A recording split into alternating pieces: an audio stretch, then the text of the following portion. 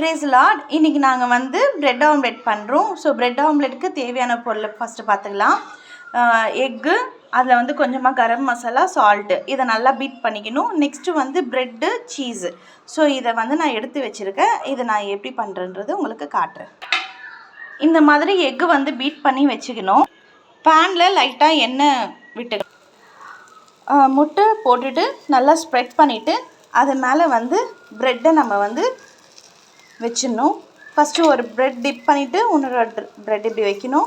மறுபடியும் இந்த ப்ரெட்டும் டிப் பண்ணிவிட்டு இந்த மாதிரி ஸ்லைஸ் பண்ணிக்கணும்.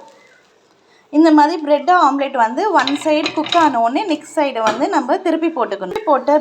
திருப்பி போட்ட ப்ரெட்டை மறுபடியும் இந்த மாதிரி திருப்பிட்டு அதில் வந்து உங்களுக்கு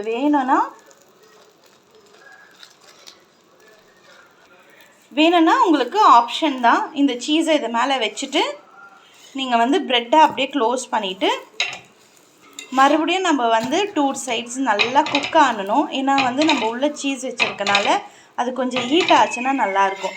மறுபடியும் இந்த சைடில் குக் பண்ணிவிட்டு ஒரு பிளேட்டில் எடுத்து நம்ம வச்சிடணும். உங்களுக்கு சீஸ் இப்படி இருக்கும். ஸோ சாப்பிட்றதுக்கு உங்களுக்கு நல்லாயிருக்கும்.